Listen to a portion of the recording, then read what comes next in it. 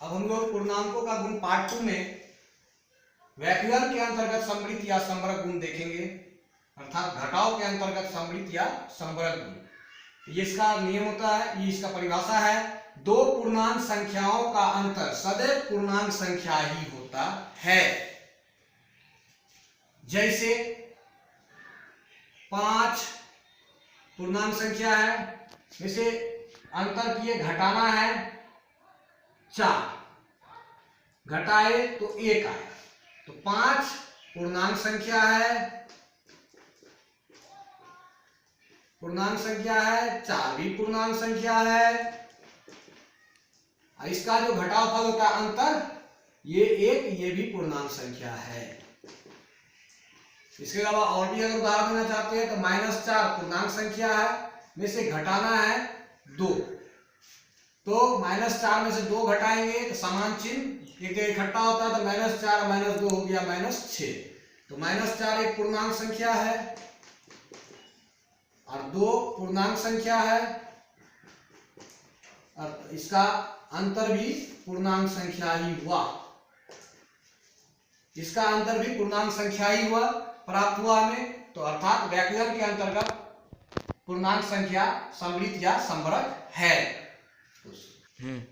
बच्चों, हम लोगों ने अभी योग के अंतर्गत जो पूर्णांक का गुण देखा था वीडियो पार्ट 1 में, तो उसमें योग के अंतर्गत सम्मिलित गुण था, योग के अंतर्गत क्रम विनिमय गुण था, योग के अंतर्गत साहचर्य गुण था और योग तत्समक गुण था, है ना। तो आप अब कहेंगे क्या व्याकरण के अंतर्गत ये सारे गुण होते हैं? तो नहीं, पूर्णांकों के व्याकरण के अंतर्गत सिर्फ और सिर्फ संवरक गुण ही काम करता है। तो पूर्णांकों के व्याकरण के अंतर्गत ही संवरक है।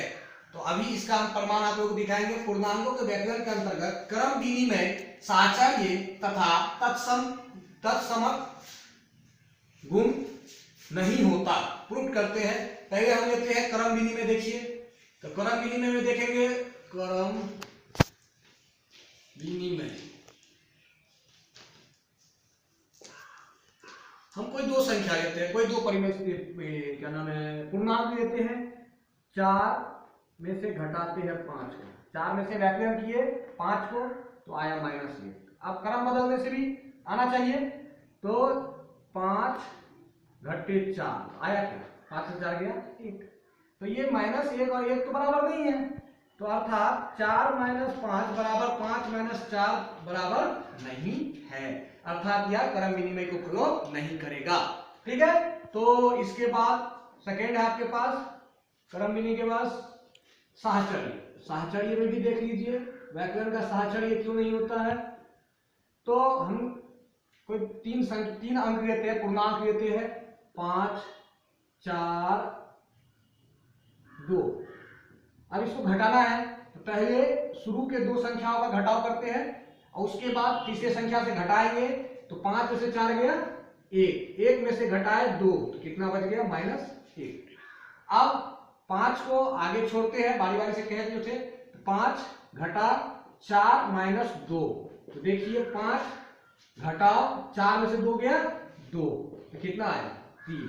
तो क्या आपको दिख रहा है ये और ये बराबर नहीं है, तो 5 - 4 - 2 बराबर 5 - 4 - 2 नहीं होगा, तो साहचर्य गुण भी फॉलो नहीं किया। अब आ गया तत्समक गुण। तत्समक गुण देखिए यह भी फॉलो नहीं करेगा, यह व्याकरण के अंतर्गत पूर्णांक सिर्फ और सिर्फ संवरक गुण को ही फॉलो करेगा, तत्समक गुण भी नहीं। तत्समक गुण में था -4 + 0 कीजिए, सॉरी -4 में से 0 घटाइए, तो कितना होगा -4 ही होगा। हाँ, और वही आप 0 में से -4 को घटाइए, तो क्या होगा 0 - +4 बराबर 4, अर्थात a बराबर 0, सॉरी a - 0 बराबर a नहीं, तो ये भी नहीं हुआ गुण, यह भी गुण नहीं हुआ, तीनों गुण इसमें फॉलो नहीं करेगा। तो अब आपका कॉन्सेप्ट क्लियर होगा कि व्याकरण के अंतर्गत सिर्फ और सिर्फ संवरक गुण ही कार्य करता है। पूर्णांक के गुण में हम लोगों ने योग और इसका तो देखा ही, अब इसमें हम चिन्हों का संक्रिया समझेंगे, क्योंकि अक्सर हम लोग जब पूर्णांक का जोड़ या घटाव करते हैं तो हमारे पास 2 चिन्ह आ जाते हैं एक पास, कभी कभी 2 चिन्ह एक साथ आ जाते हैं, जिसके बीच में या तो कोष्ठ होता है या गुना होता रहता है। तो आप क्या करेंगे, तो ध्यान दीजिए चिन्हों का संक्रिया, जब दो चिन्ह एक जगह आ जाए, एक जगह पास पास हो जाए, तो कैसे उसका संक्रिया करेंगे। तो यदि प्लस रहे और दूसरी तरफ भी प्लस रहे, तो अर्थात प्लस गुना प्लस प्लस होता है। एक तरफ माइनस रहे और दूसरी तरफ भी माइनस है, तो माइनस गुना माइनस प्लस होता है। अब यदि एक तरफ माइनस रहे दूसरी तरफ प्लस रहे, तो माइनस गुना प्लस माइनस होता है। एक तरफ प्लस रहे दूसरी तरफ माइनस रहे, तो प्लस माइनस माइनस होता है। जैसे आप देख लीजिए,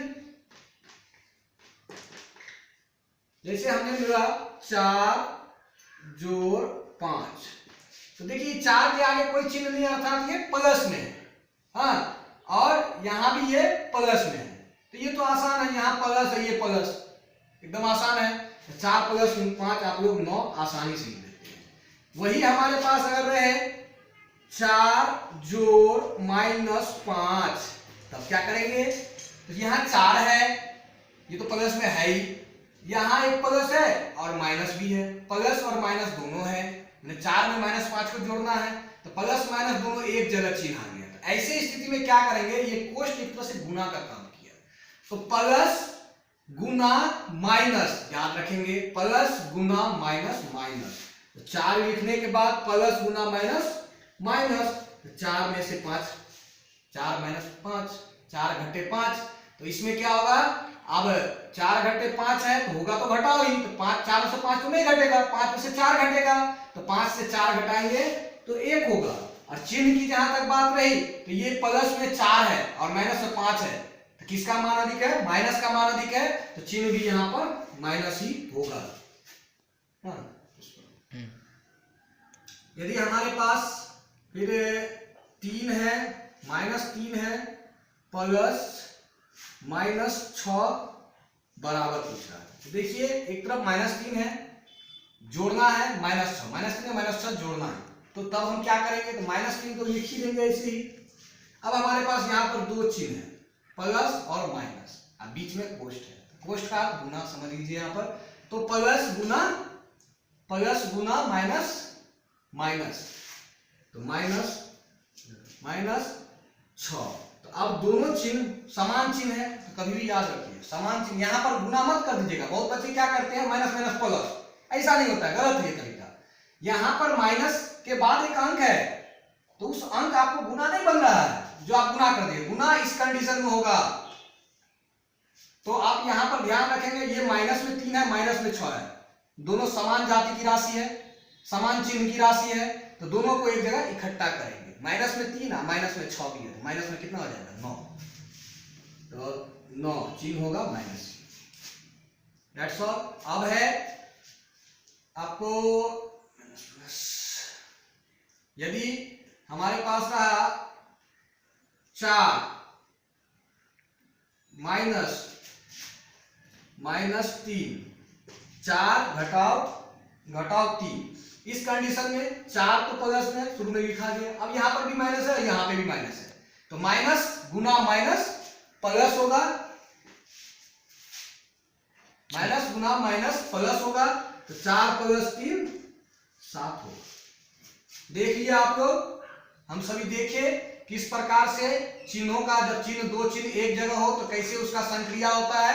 तो याद रखिएगा, इससे याद कर ही लीजिएगा कि जब देखिए ध्यान रखिए, प्लस और प्लस एक साथ है आता है तो प्लस ही होता है, माइनस और माइनस एक साथ आता है तो प्लस होता है, दिमाग में एकदम आसानी से बैठ जाएगा। और जब ही आमने सामने असमान चिन्ह आया तो बेहिचक माइनस डालना है, ये असमान है, एक तरफ माइनस एक तरफ प्लस, एक तरफ प्लस एक तरफ माइनस, तो माइनस आ रहा। जब दोनों तरफ समान हो रहा है तो प्लस, दोनों तरफ समान हो रहा है तो प्लस, है ना, आसान याद करना। तो आप लोग याद रखेंगे इसे, क्योंकि आगे आपको जब प्रश्न बनाएंगे, जोड़ घटाव करेंगे पूर्णांकों का या पूर्णांकों का गुणा करेंगे आगे के चैप्टर में, तो आपको इसकी जरूरत होगी, आप लोग नोट भी कर ले। तो हम लोग अभी जो जितना गुण सीखे उससे संबंधित पूर्णांकों का गुण चैप्टर में स्वयं करके देखिए, लास्ट में है पेज नंबर 7 में, स्वयं करके देखिए में, यदि हम ये सवाल सॉल्व कर लेते हैं तो आपको अच्छे तरीके से पता चल जाएगा पूर्णांकों के गुण के बारे में। तो देखिए इसमें कह रहा है निम्नलिखित के सामने उचित गुणों को लिखिए। 5 जोड़ छोटी कोष्ठ शुरू माइनस 2 छोटी कोष्ठ बंद बराबर -2 जोड़ 5। अर्थात कह रहा है कि यह किस गुण इसका, यह कौन सा गुण प्रयोग कर रहा है, पूर्णांकों का कौन सा गुण है। तो देखिए मैं आपको पढ़ाया था अभी इसी वीडियो में वो पढ़े थे कि जब a प्लस बी बराबर b प्लस a इस सिद्धांत पर रहे, तो देखिए a 5 है और b -2 है। एक बार तो a को b के साथ जोड़ा और दूसरे तरफ क्या किया, b को a के साथ जोड़ा, तो योगफल तो सदैव समान होना है। पूर्णांक संख्याओं का योगफल सदैव किसी भी क्रम में समान होता है। यह नियम किसका है, क्रम विनिमय नियम। तो इसको बेहिचक हम लोग कह सकते हैं यह कौन नियम है, क्रम विनिमय नियम। क्रम विनिमय गुण कहिए, गुण या नियम पूछ सकते हैं, क्रम विनिमय गुण। क्योंकि यह किस सिद्धांत को फॉलो कर रहा है, a plus B equal to B plus A, a plus B equal to B plus A, मतलब क्रम बदलकर योग करके दिखा रहा है कि योग समान है। तो आप बताइए कौन सा गुण होगा, तो क्रम विनिमय गुण होगा। किसका, पूर्णांक का।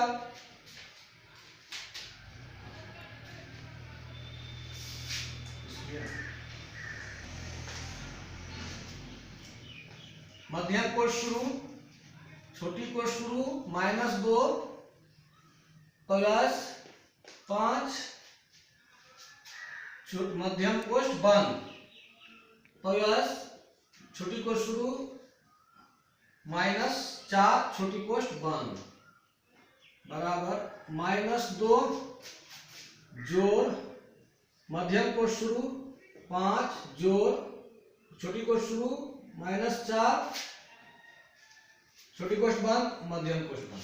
अब यह कह रहा कौन सा गुण है, तो पहले तो हम देखें किस सिद्धांत पर ये चल रहा है। यहाँ पर 3 पूर्णांक संख्या है और 3 पूर्णांक संख्या का योग किया गया है और दिखा रहा है कि पहले -2 है के साथ -2 और 5 के योग के साथ 4 को जोड़ा गया, -4 को जोड़ा गया, तो जो आया जो योगफल वह बराबर हो रहा है -2 के साथ 5 और 4 के योगफल को जोड़ने पर।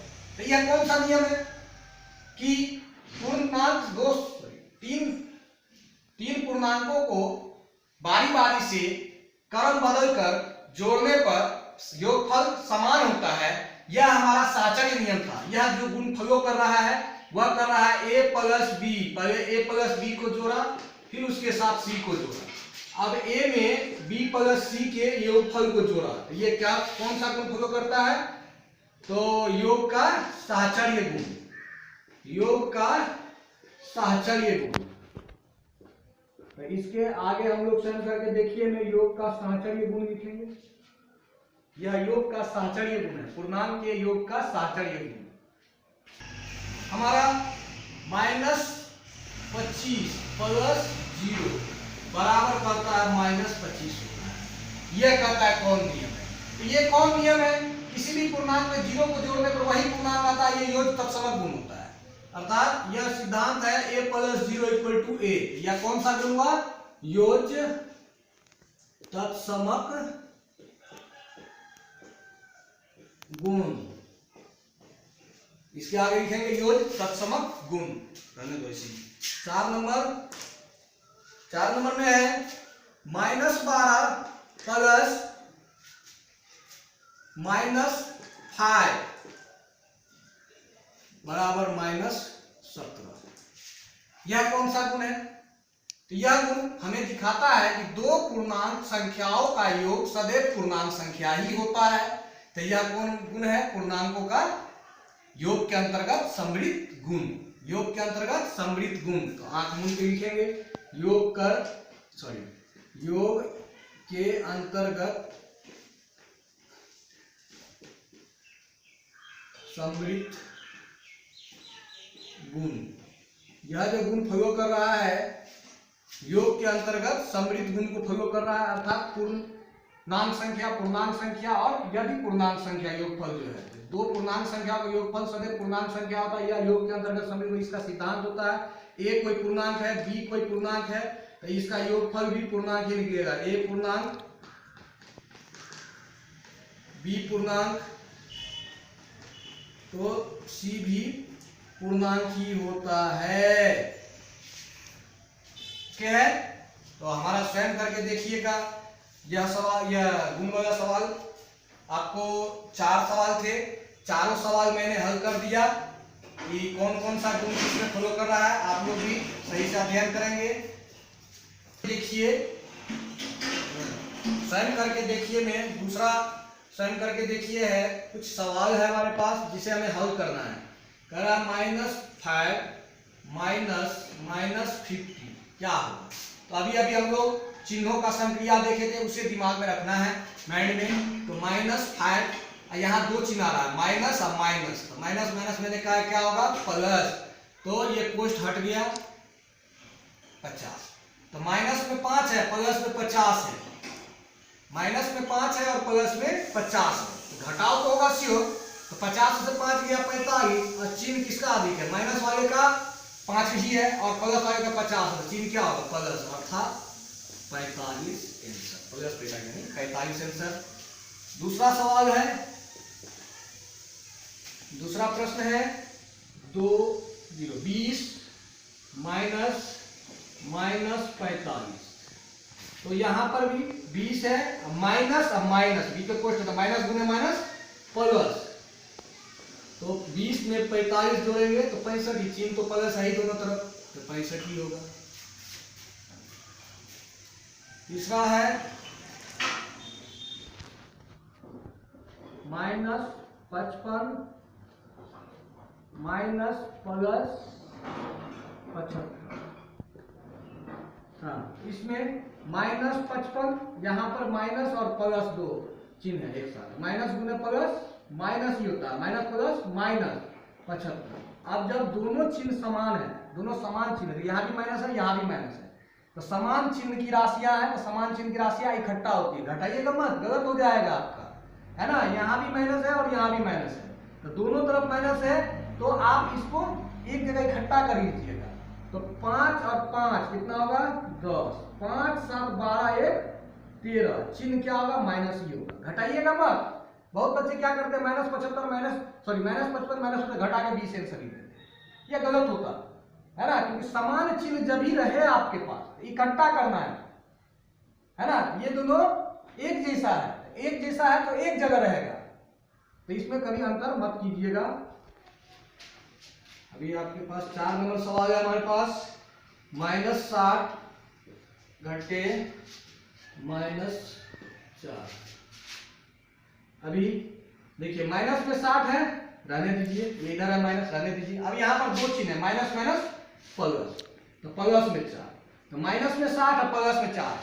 तो 4 से तो 60 नहीं घटेगा, लेकिन 60 से 4 घटेगा। तो 60 से 4 घटाएंगे 56। किस चिन्ह का मान अधिक है, माइनस में 60 है, प्लस में 4 है, मान तो अधिक 60 का है, माइनस का, तो माइनस यहाँ पर होगा -56। आप भी बनाइएगा खुद से, और फिर हमारे द्वारा बनाए गए जो मैंने सवाल को हल किया है उससे मिलाएंगे, और आगे फिर हम लोग चैप्टर की ओर बढ़ेंगे।